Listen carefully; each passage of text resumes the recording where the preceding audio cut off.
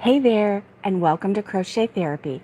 I'm Barbara, your host for this episode of TGIF Morning Coffee and Crochet. And it's so good to see everybody here this morning. And we're just going to wait just a few minutes, or just a minute, just to see if anybody else comes on. I said that I would go live at 8:05.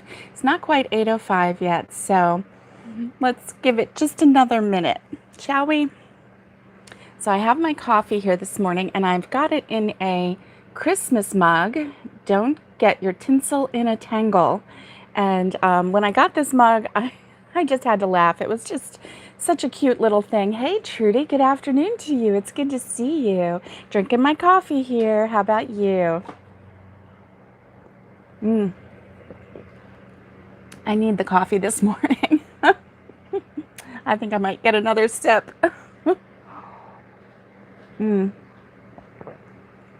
Was a long day yesterday, but a good day. And so this morning we're going to play a trivia game as soon as we get a few more people in, so that we can have some fun with it. But I do have another little trivia game, a crochet trivia game that we're going to play. So that will be fun. And we can play it for a little bit. Oh, okay. Trudy just finished her coffee after she got home from work. I know, we just need that little extra pick-me-up after we get back, get home from work. And we're just feeling, a little bit drained. Yesterday was a busy day for me. We made a complete circle, went to several different counties and several different cities for, quite a lot of different reasons. And so we just made almost a whole day of it yesterday. Hey, Squish, how are you? Hey, Deneen, it's good to see you. I haven't seen Squish and Deneen for a while. And Trudy, it's always good to see you. So, yeah, we just made like this huge, like almost, I guess it's more like a baseball diamond or a circle. I guess you could call it a circle. But, we just, the notification only came through now. Oh, okay. So maybe others will see it and they'll pop on too. So we'll give it another minute. And then we're going to play a trivia game, a crochet trivia game. So I know we played one a long time ago. I'm pretty sure it was last year when we played this. So let's see if we remember any of the answers. If the same ones pop up, I don't know. Or if new ones, or if you weren't here for that trivia game, this will be all new for you. So that'll be good. Yeah, I'm excited about that. I really am. So let's see. I've got a couple different ones to choose from. And actually, I think we did the Brangle one last time, and there's a How Stuff Works one, and then there's a fun trivia one, which is only 10 questions. So let me do the How Stuff Works one, and we'll see what comes up. Yearning for Yarn Crochet Quiz. We may have done this one before, but it'll be okay because it will be a fun refresher if we did this one before, because it's been so long ago. It's kind of fun to test your memory too. So you guys, if you want, I remember what we did last time. We did the trivia game. We let's see, we kept going until somebody said one more row as we crocheted, and then when somebody on here said one more row, when they got to the end of their row, then they would say one more row, and then we would do a crochet quiz. And that was a lot of fun. Do you guys want to do something like that? Do you have any crochet that you want to do with me? And, thank you, Trudy. Do you know Lori made this, and then she gifted it to me. See, I think I have a string back here, and then she gifted it to me. So, I really like it. I wear it every now and then. Right now, it's still a little warm in Florida, but I am looking forward to fall. Okay, Squish says, yes, that was fun. So let's go ahead and play that. Now I'm going to finish up the last few rows of this, Okay, good morning, Nana Kathleen. Okay, so that might be what's delaying some people. So we're going to play a trivia game today.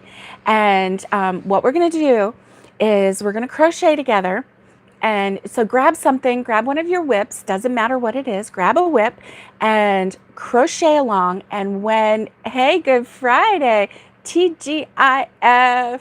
Hi, Sandra, good to see you. And so we're going to crochet together. Go ahead and grab a whip, crochet. When you get to the end of a row, pop on there and say one more row. And then when you say that, then I will ask a trivia question and then we'll have fun with that and we'll just keep crocheting. And when somebody else says one more row, then I'll ask another trivia question and we'll just keep it going. Thank you, Squish. Thank you. 2,000 subscribers. That's pretty amazing. I still remember when I didn't even have 100 and I was bemoaning, going, I am never going to get 100. And now I have 200 or 2,000 and I'm like, I can't believe it. Okay, Trudy says she's lurking.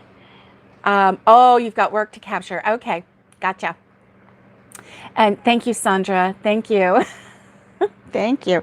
So I've got my crochet here and I'm going to pull it out. I'm still working on just that last row of, oh yeah. And isn't that something? Isn't that something, Squish? It's like, you know, it's like one day you have 2 subscribers and they're all your family.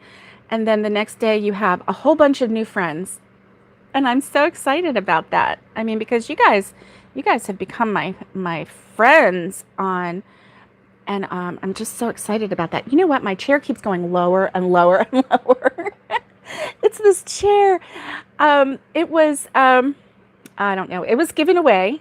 And so we saw nothing wrong with it, but I think that what was wrong with it was that it couldn't hold its height. And so I used to be like way up here and now I'm like on the ground. And I tried raising it up again and it didn't do anything. So don't forget to write one more row when you are ready. Let me see if I can move this down just a little bit. Just bear with me just a tiny bit here. And I will move this down. Let's see, move it down just a little so that you can see. There we go. There we go. Okay. So that you can maybe catch a little bit of my crochet. And I'm going to ask the first trivia question just to get us started. And this is a fun one. And I remember the question, but I don't know that I remember the answer. So are you ready? Okay. Where did crochet first appear? And I'll give you the choices. South America, Asia, or Europe? Where did crochet first appear? South America, Asia, or Europe? And I'm going to keep crocheting, see if your answers are correct. Okay, Squish says Europe. Any other answers out there? I don't know that I remember. Nana Kathleen says Europe. Sandra says Europe.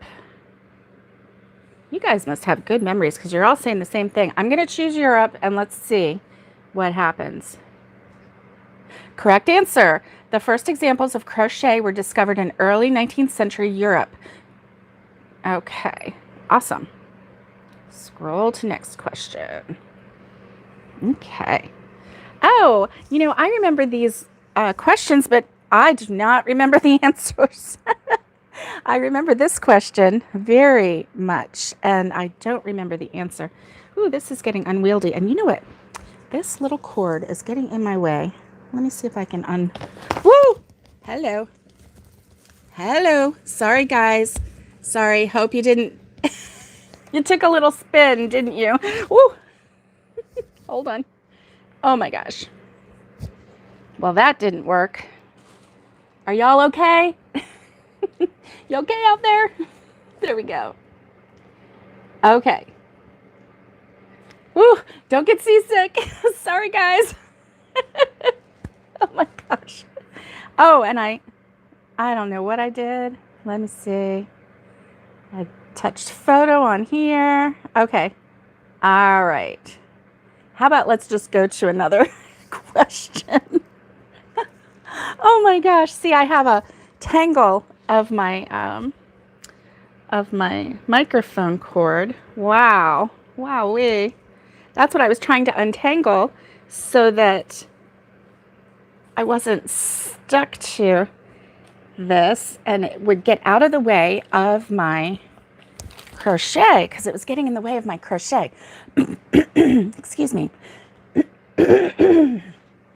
Okay, let's do another question just to make up for the fact that I made you take a little seaside roll. Ooh, sorry about that. Okay, the next question is, which term was used for crochet in the early years? And Sandra says she does the same thing. She crochets her microphone cord with stitches. Oh no. Oh no. Sandra, tell me, do you have a channel that we should be watching? Please tell me what the channel is, and I would love to go check it out. Yes. So, which term was used for crochet in the early years? We have farmer's sewing, shepherd's knitting, nobleman's needlework. Do you remember which one it was? I remember. I'm going to try. I'm going to push my answer, what I think it is. Okay, I remember. Oh, not yet. Okay. All right, Sandra, when you get one, you just make sure that you let me know and we will promote you. I know Squish. I remembered it. So let me read the answers again and just think back to, what people like to call crochet by accident. Farmer's sewing, shepherd's knitting, or nobleman's needlework. Sandra says shepherd's knitting. Any other thoughts? I know. It's tough. So I went ahead and chose. Oh, you're welcome. You're welcome, Sandra. And Squish says shepherd's knitting. Nana Kathleen says nobleman's needlework. I know you remember the question, not the answer. Isn't that funny? I was the same way, but I just willy-nilly chose one. Okay, and I happen to choose the right one. It is shepherd's knitting. Shepherd's knitting. Early examples of crochet were known as shepherd's knitting.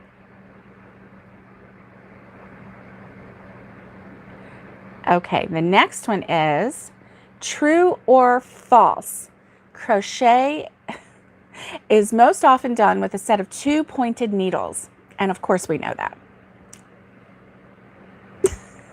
Because we're crocheters, so we know that.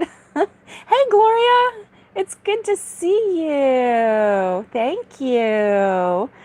And right, Squish says false because obviously we are crocheters, so we know that it's false. So that one was a gimme. And oh, this one was interesting.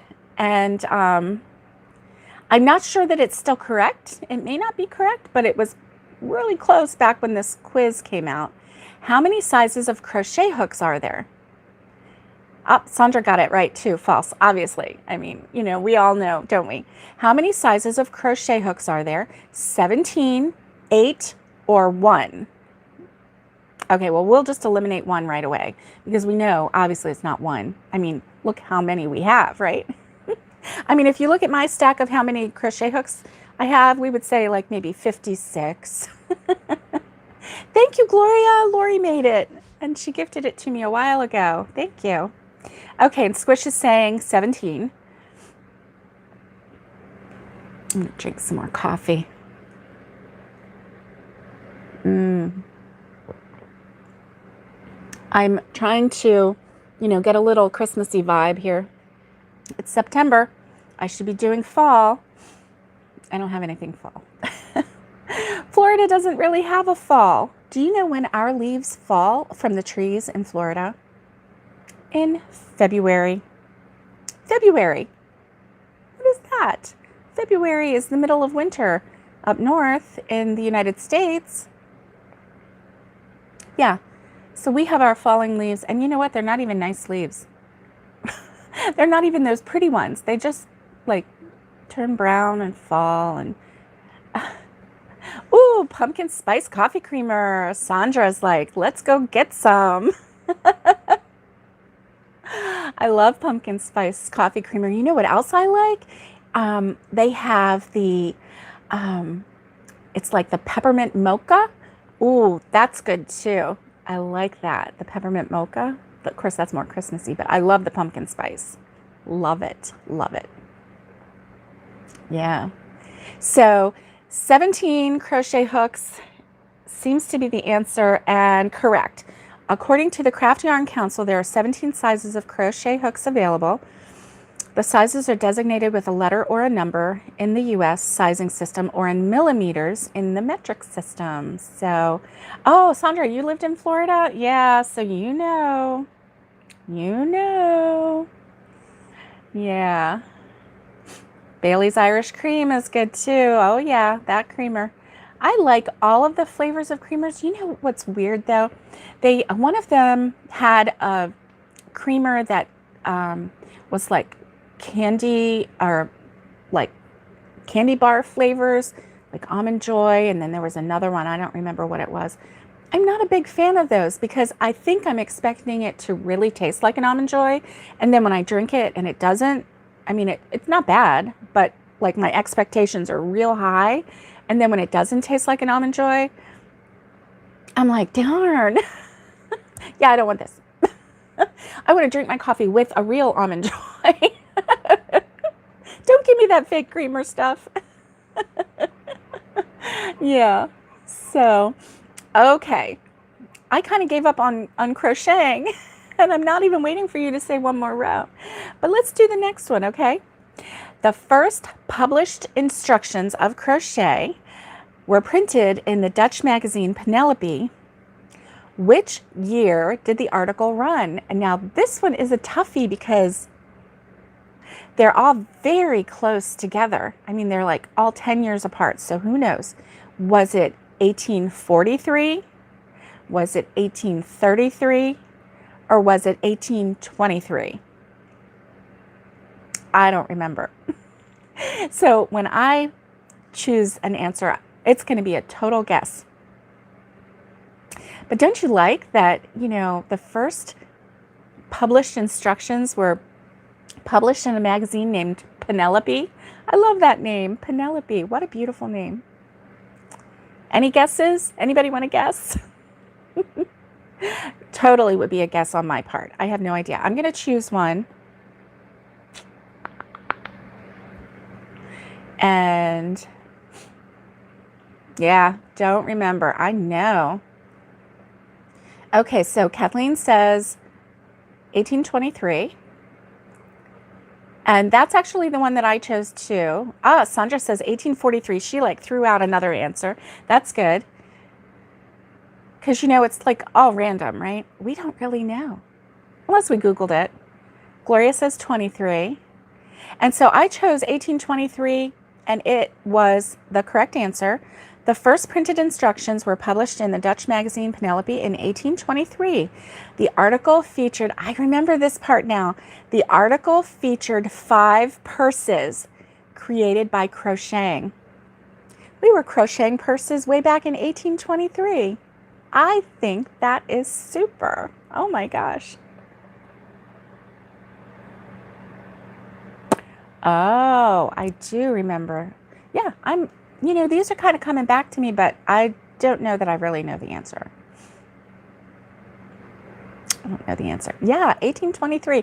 And Sandra, they were making purses. I mean, could you just imagine like the ladies of the manor, you know, sitting around with the daughters and they're crocheting or they're doing needlework or whatever it is that they did, and they're crocheting. And here comes this Penelope magazine, and they're like looking at it going, oh my goodness, look at this. Look at these beautiful purses. Let's make some. And then they made them, and then they walked around town with them on their arm, you know, to display their works. And everybody, a 200-year-old crochet celebration, right? We should, Squish. Well, let's see. This is 21, 23. We've got 2 years. You never know. Maybe that's when we can all get together and have our little crochet celebration together. You know?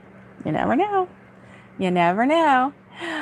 Sipping tea and crumpets, right, Sandra? Can't you just imagine it, like, you know, a little bit of tea, and then they're crocheting their purses, and they're all kind of secretly, like, you know, all the sisters are kind of secretly racing with each other, but they're trying to act all cool and calm, but they're like, so that they can get their purse finished first. I love it. I love it. I know. That's so cool. So cool. So cool. Okay. The next question is, which queen brought Irish crochet? Oh, which queen bought Irish crochet during the potato famine? She actually bought Irish crochet from the crocheters during the potato famine. Was it Queen Victoria, Queen Elizabeth, Queen Mary? Queen Victoria, Queen Elizabeth, Queen Mary. I remember this question. Kathleen says Victoria, and Squish says Irish crochet. She's very curious. Sandra says Queen Mary. Okay. Anybody else have an answer? Which queen bought Irish crochet during the potato famine? Queen Victoria, Queen Elizabeth, Queen Mary. So we have a Queen Victoria, we have a Queen Mary. Anybody else want to throw your opinion in? I don't know. I'm going to choose one, but I'm not going to tell you which one it is. And then we'll talk about it. You ready? Okay. The correct answer is Queen Victoria. Queen Victoria showed her support by purchasing, hey Brenda, hello, good morning to you, by purchasing Irish crochet lace during the potato famine of the 1840s and 1850s. That was really nice, wasn't it? She showed her support by purchasing Irish crochet lace. And you know how time-consuming that Irish crochet lace must have been.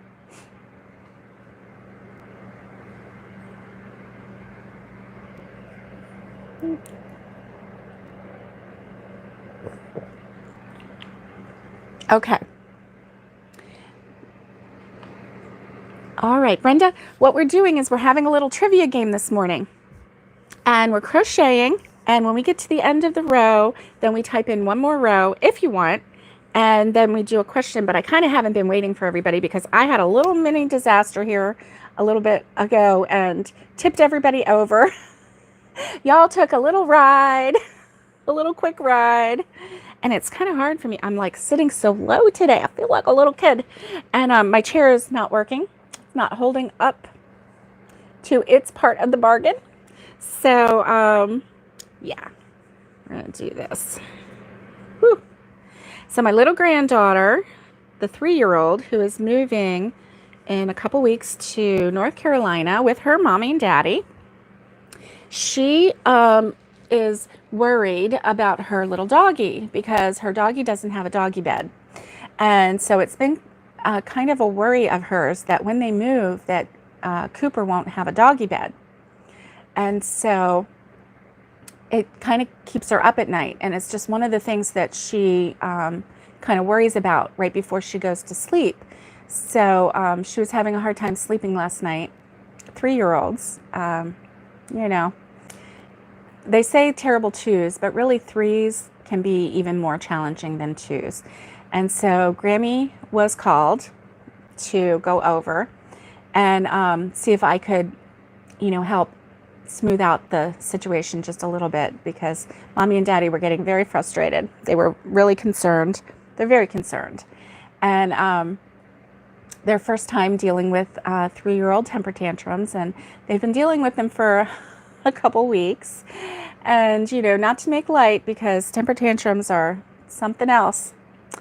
But anyway, so I went over, and so she shared with me, you know, I did the bedtime routine with her. She taught me all of her routine, which was really Cooper. Oh, I know, right? Squish, that's what I was thinking. But she is a Cocomelon fan, which is a cartoon. And apparently the little doggy on there has a specific bed, and she wants a bed like Cocomelon's dog has for Cooper, and she won't stop worrying about Cooper not having a bed in the new house. I don't know whether it has to do with, you know, I think it has to do with change and moving and all of that. And so last night I told her that that was no problem. You know, Grammy has this. That's not a problem. You don't have to worry about Cooper having a bed. So, you know, we'll go together and we'll go buy him a doggy bed. And so apparently by the end of the evening, she had wrapped me around her little finger. And so this morning, as soon as she wakes up, we are going to the store to buy Cooper a doggy bed. Now, I just hope that we can find one that satisfies her 3-year-old soul. And so hopefully that will help eliminate her worry about Cooper not having a bed. So I'm, you know, trying to help her, ease her transition. You know, it's really tough when you're 3 and you don't know how to describe what you're going through. It's really tough when you're 53 and you're having anxiety and you don't know how to describe what you're feeling. You know, you don't have words for it. Hey, Alice, good to see you. So, you know, when you're 3 and you really don't have the words for it, it's got to be very frustrating. So, you know, we as crocheters, we can relate with this kind of anxiety a little bit more, I think, than other people who have not, you know, coped with anxiety through crochet, you know, and maybe lived a few more years in our skin. So anyway, she went to sleep fine last night. It was so cute because she wanted her door closed. So that's the first time I put her in bed. Now we had books, we read books, and we had a drink, and we, yeah, 3-year-olds, they do have worries. I know it is. It's very sad, isn't it? Now they do protect her from the world, so they don't watch news in front of her. They don't talk about, you know, what's happening in the world. But she was just recently, you know, like a month and a half ago, in a car accident on a major highway, rear-ended, with her mommy and her baby sister. And, you know, the ambulance came and it was just a big deal. The highway 75 was blocked for a while. And so, yeah, anxiety is awful. And crochet is my therapy too, Sandra. That's why we're here. That's why we're here. So anyway, she wanted the door closed, but then she came out and she said she didn't want to be alone. So I walked her back in her room, and I talked to her a little bit, and she said she didn't want to be alone, and we talked a little bit, and I told her, made up a story that included her and her sister and her mommy and daddy and how much they love her. And after I told her the story, then you know, she said she didn't want to be alone, and I said, well, you're not alone, we're here. And I said, how about we leave your door open? And she leaned in and she said, you'll have to ask my mommy, because my mommy has lots of rules. You just don't know. I was like, I do know. Your mommy has a lot of rules, I know. And I said, don't you worry about it. And she said, go ask mommy. And she said, and when you come back, don't lie to me. And I said, I'm not going to lie to you. I never lied to you. And so now this is 3. She's 3. And so I went out and I talked to her mommy. Of course, she heard the whole conversation anyway. And so we talked a little bit, and, you know, because I didn't know if there was a rule about leaving her door open. I don't know. But Nicole says her mommy has lots of rules. So, poor little girl, right? And so, anyway, of course, her mommy said yes, she could leave her door open. So I left her door open and she was fine. And she came out, I think, 2 more times just to say she didn't want to be alone. But, and then I just used the tactic, good morning, Valerie, the tactic of, oh my goodness, we have to get the doggy bed. Remember, we have to get the doggy bed. And if you don't go to sleep, then we can't get the doggy bed tomorrow. So, I was pretending like I was shocked, oh my goodness, why are you awake? We can't get the doggy bed. And so she just kind of looked at me like, oh yeah. So she went to sleep, no screaming, no crying, no fussing. We worked it all out. It was a long process, but, instead of 2.5, almost 3 hours, like it was the night before with a whole lot of screaming and crying on everybody's part, apparently, even mommy and daddy cried a little bit inside because it's kind of frustrating. So last night we did that, and she's good. She's good. So anyway, that is the story from last night. So I was over at their house, and then I got home and, so tired. But, I was kind of worked up and kind of, I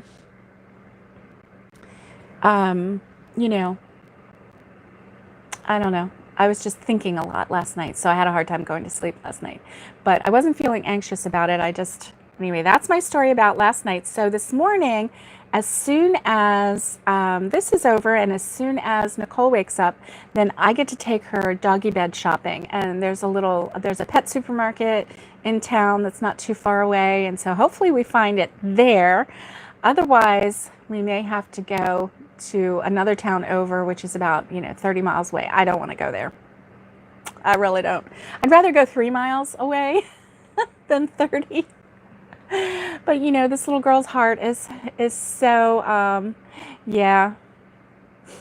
Oh, Kathleen says her grandkids would ask to sleep with them in their bed. And yes, we let them. They would snuggle between us and reach out their arms and pat us. Yeah, to see if you were still there. I know. Isn't that just precious? It's so precious. And, it's like you would, when you're a mom or a dad, you would do anything for your children. But when you're a grandparent, oh, she does. She loves Cooper very much. And I think he's kind of like a security thing. And I think maybe deep inside, she's just concerned that where's Cooper going to be, And she can't picture it in her mind. She's only 3, So anyway, we're hopefully going to eliminate that worry because we're going to have a Cooper bed and eliminate that worry. So we'll see. But she doesn't know that, her mommy and daddy are going the day before she is, and she and her sissy are going to ride up there with me and my mom. So we're going to have grandmama's time with our babies, the day before, and we're going to drive them up there and then help them get settled in and, be there to help, hopefully, with any transition that needs to happen. So, and she's going to be on a second floor. The bedrooms are on the second floor. She's never been on a second floor in a house before because, we're in Florida, and there are very few houses really in Florida that have second stories. I mean, they're mostly really over large houses here in Florida that have second stories. It's not as common as up north, in the United States. So it's really kind of funny how when you go from region to region in the United States, there are different styles of housing.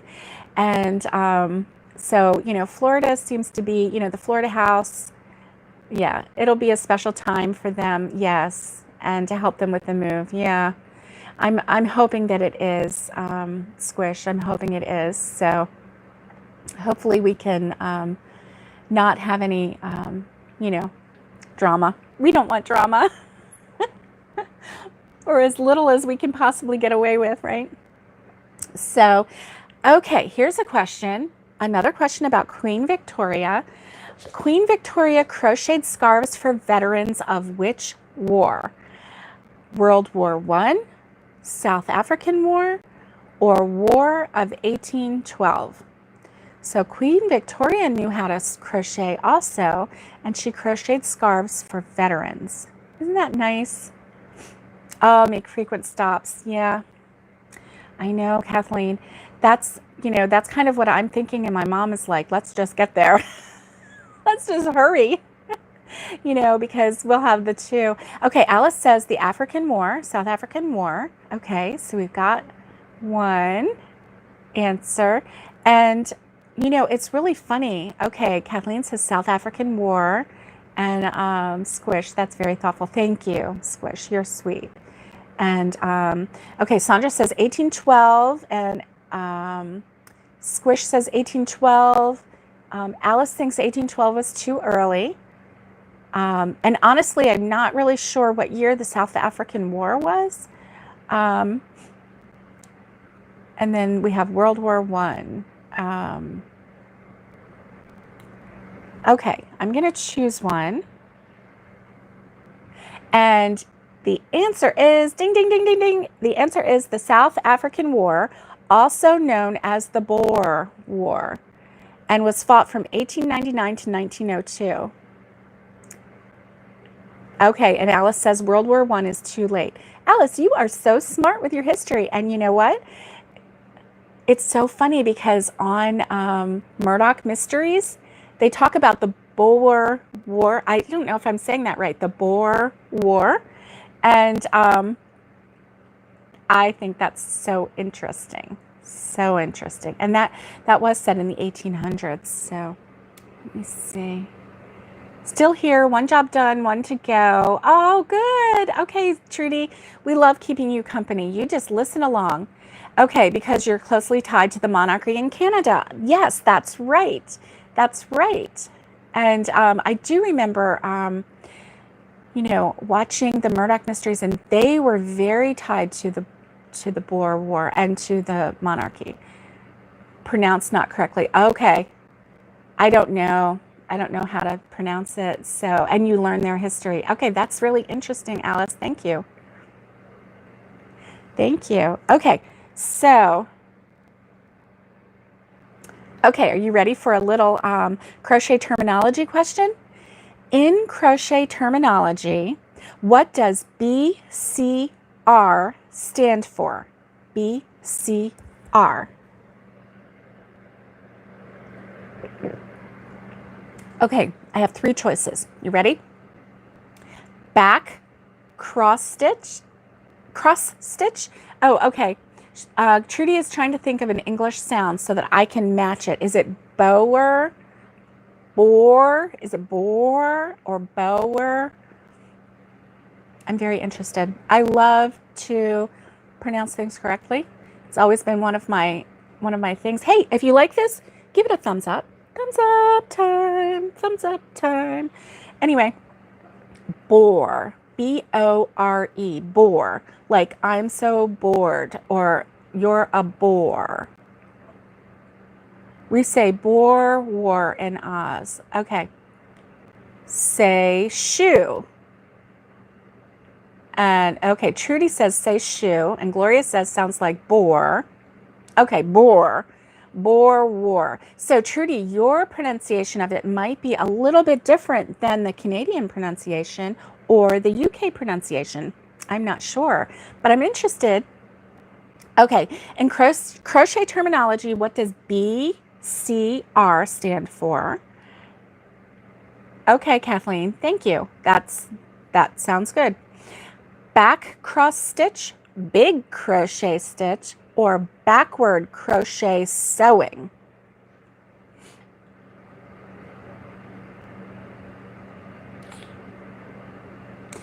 Back cross stitch, big crochet stitch, backward crochet sewing.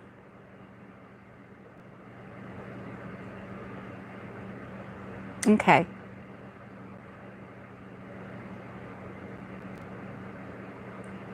Kathleen says back cross stitch.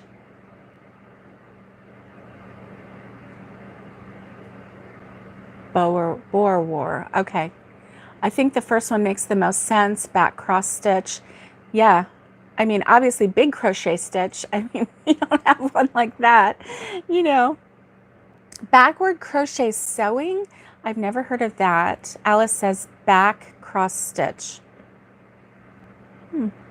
BCR. I'm gonna choose one, and I chose the back cross stitch that you guys were saying, and it says the back cross stitch can be used to create eyelets in a crochet fabric. Eyelets. Okay.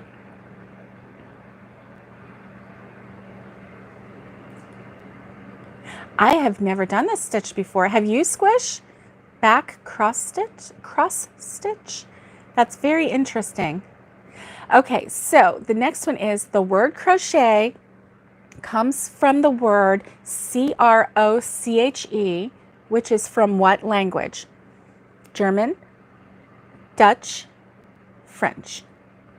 Okay, Alice says she likes the cross stitch. I do too. Oh, you know what? When I read it first, okay, Alice says but. Oh, French, Dutch, French, French. Okay, you guys are giving me some good answers. Okay, and I'll let you know in just a second. You know what? When I read back cross stitch, I was putting back as one word, and then cross stitch I was putting in my mind as one. And so I was thinking of the sewing, cross stitch sewing, and I'm like, that didn't make sense to me. But the back cross stitch, you know how it goes like this? Okay, now it's in my head. Now I know what it is. And yes, I like that too. And let's see. Alice was saying she likes the cross stitch. Okay, Squish says French, French, French, Dutch, French. So more Frenches than Dutch, no Germans. So I'm going to choose one.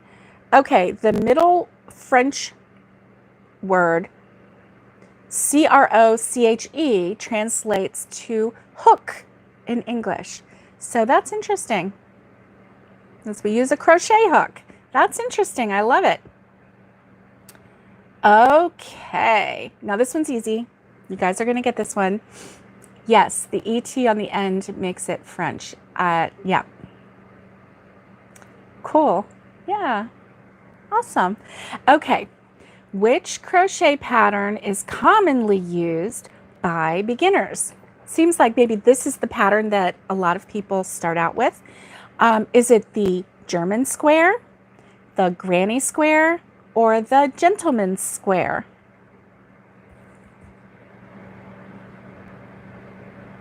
And I think we might all know it because I've only heard of one of them as an actual stitch, you know?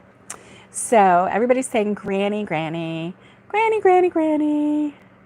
And so yes, the granny square is a pattern commonly used by crocheting beginners. How many of you started out doing the granny square? I know I did. And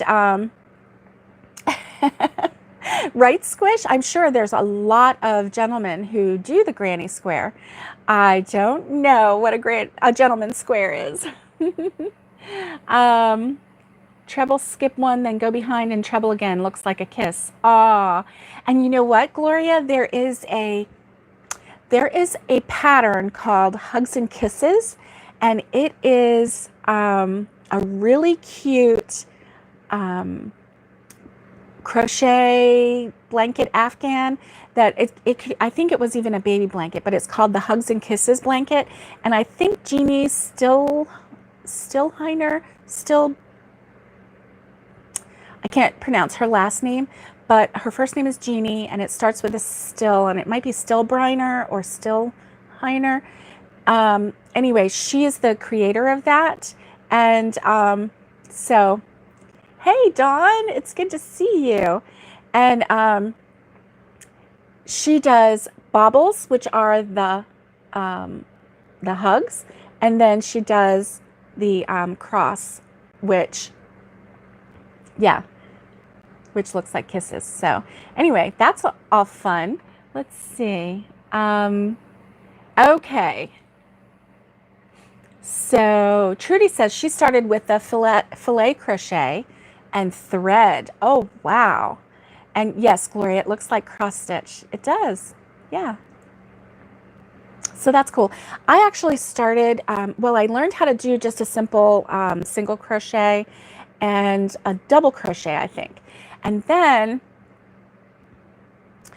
I was taught how to do the granny square. And so I know as a young girl and a young teenager, I can't remember exactly how old I was, but I was, you know, I was in middle school, high school, and when I made my first blanket, and I had some pinks and different colors of pinks, you know, girls go for pinks.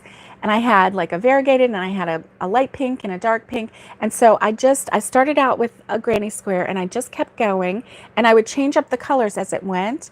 I still have that blanket. I still have that blanket, and it was baby blanket size. It was a large baby blanket size. But I still have that blanket, and I loved it. I loved it. It was just so much fun. And oh my goodness. Gloria says the first thing she made was a handbag with a bobble stitch. You just like jumped right in, didn't you? You went for the big guns like the handbag. That is amazing. Alice was taught yo-yos first and made a clown doll. Fun! And your mom made the head for you. Oh my goodness. Alice, do you still have it? Sandra says, years ago, dinosaur age. Oh my gosh, dinosaur age. Your grandma taught you the chain stitch. That's so awesome. That's so awesome. Yeah.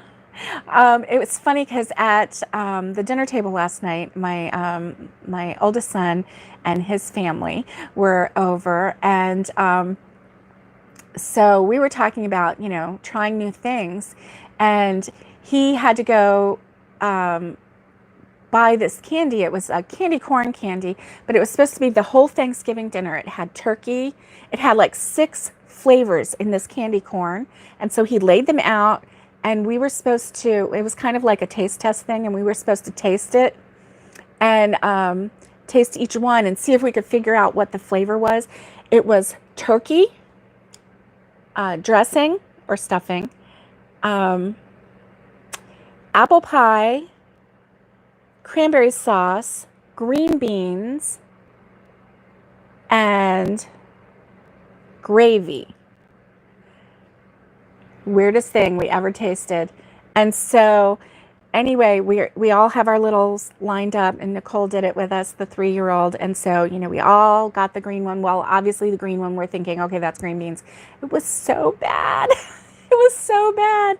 But I was laughing because I told my daughter-in-law, I'm like, you know, this is my fault that he has to buy all the new candy just to try it, you know, because and I said, when we were growing up, and I included myself in the growing up phase with my boys, because I feel like we grew up together, because, you know, when you're a young mom, you're still learning, you know, yourself and learning the world and everything too. But anyway, every time we went to the store for regular grocery shopping, when we would go through the line, you know, they had candy bars there. Well, the rule was we didn't buy candy bars unless there was something new. And if there was a brand new candy bar that came out, a new flavor or whatever, then we would buy it. And I would buy one for my oldest son, my youngest son, me, and my mom and my dad, because that was our circle there, you know. So I would buy 5 of those brand new candy bars, and we would take them home, and we would all try them together, and we would decide whether we liked them or not. And so I said, well, you know, he got that naturally. So then last night when we were, when I was getting Nicole to sleep, my son looks on his Taco Bell app, and there's a brand new Taco Bell flavor out there. And so while I'm getting Nicole, you know, to sleep, and then I walk out into the living room and I sit down with Nicole's mama, and we're sitting there quietly talking, and I look around and I said, did Justin go to sleep? And she said, no, he went to get the new Taco Bell flavor. And I said, sorry, because when we were growing up, and she laughed. She said, oh, in the 1920s? I didn't know you were born. She looked at her husband and said, I didn't know you were born in the 1920s. And I'm like, oh yeah, that's funny. That's funny. You know, saying that I was 100 years old. So anyway, she's cute. So, okay. So everybody, let's see. Okay. Alice didn't like the granny square. She thought it was too old lady, but now she's an old lady and she loves it, and you're not an old lady. And Dawn says, grannies were not my thing either. Seems to be making a lot of them these days. Could it be age related? You know what? Ladies, it's not because you're old. It's because the granny square is really in right now. Look at these young people wearing granny square pants and granny square tops. They are into it. Don't even think that they're not. Oh, what's the matter, Rose? Oh, she's talking to my husband. Half double crochet dishcloths. Nice. Nice. And Wendy, good morning. And so Dawn says, I started with the moss linen stitch, striped baby blanket, and half double crochet dishcloths. Okay. And oh, Gloria said she did it because she didn't like the look of the granny stitch. That's why she jumped right in and made that bag. Okay. All right. I think I caught up with everybody. And Alice says, yes, granny squares are making a comeback. That's for sure. Yes, they are. Okay, and granny square is the thing. Granny square is a pattern commonly used by crochet beginners. And okay, here's an interesting one. Yarn weight is separated by how many categories? 8, 7, or 6? And you know what? Last time I counted it and I forgot one. And I was wrong. So is it 8, 7, or 6? Yes, Gloria, I agree. Granny squares are beautiful now. And they're not just the standard granny square. There's all kinds of granny squares out there, right? There are ones with the flowers. There's the continuous granny square where it's a solid block. Dawn says 8.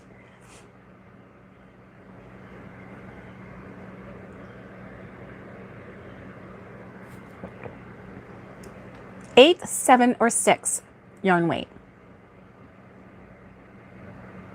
So I'm going to choose one. And ding, ding, ding. 8 is the answer. Currently, yarn is separated into 8 weight categories. The categories are noted by number 0, which is lace, through 7, which is called jumbo. Okay, so see, I had said 7 last time because I like went through all the numbers and everything, but I forgot 0 because, to be honest with you, I don't do lace. It's a little too tiny for me right now. Now, I used to do doilies, but I would use a number 10 weight yarn. Well, it wasn't yarn. I would use a number 10 weight. Oh, I know. My eyes can't do lace. What do you call that? It's not string. I don't know. Yarn is often sold in an oblong shape. What is this bundle of yarn called? A seam? A skein? Oh, thank you, Crochet Cotton. Yes, a stein. The 3 answers are seam or seine, skein, or stein.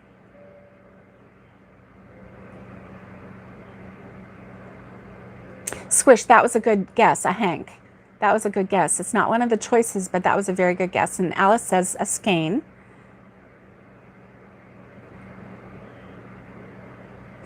And this brings up my my topic of how to say skein. Oh, hugs to you, Sandra. Gloria says skein. Patricia says skein. Hi, Patricia. And Alice says Frankenstein. I love it. I love it. You know what? I crocheted a Frankenstein, a little chibi chubby for my husband because I was doing all of the little amigurumis. Oh, yeah. And you know what? And I crocheted one and it was so cute. He still has it. It's on his table over there. And Frankenstein. Okay, Wendy says, after my first miles of chains, she started a single crochet blanket. Nice. Nice. I know, Gloria. Alice is a hoot, isn't she? Franken-skein. Okay, so we all know that it is a skein. Yarn is sold in a formed bundle called a skein. The shape of the skein prevents the yarn from becoming knotted or tangled. Well, that's a lie. But I mean, it's good in theory, right? It's good in theory. Because we all know what yarn barf looks like, right? Okay, guys, well, we're going to finish up. This was fun, and thank you for going back through memory lane with me and playing this little game. I hope that you have a great Friday, and Alice, you're silly. You're so funny. And we all know that's a lie. That's right, Gloria. If you've crocheted anything, you know yarn barf is real. So I hope that you have a great weekend. You know, is it really Friday? I mean, where did this week go? It's been such a weird week for me. You know that. Okay, if you guys can hit the like button, that would be great. I'm going to come up with a song and you're going to hate it. You're going to be like, will that girl shut up? Hit the like, hit the like. Anyway, I hope that you guys have a great weekend. In the United States, this is Labor Day weekend.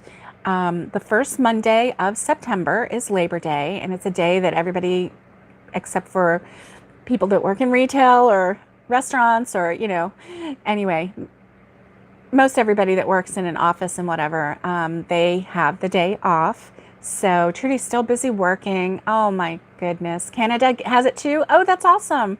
That's awesome. Okay. Oh, thank you, Gloria. I hope that we find the perfect bed for Cooper too. Oh, Trudy says now her company is running. Okay. All right. Well, goodness. Okay, guys, I hope that you have a great weekend, and I will see you next time. And I hope that everybody stays safe, be kind, and get hooking. And if you haven't subscribed, hit that subscribe button so you don't miss the next one, and hit the like. Bye, guys. Love you.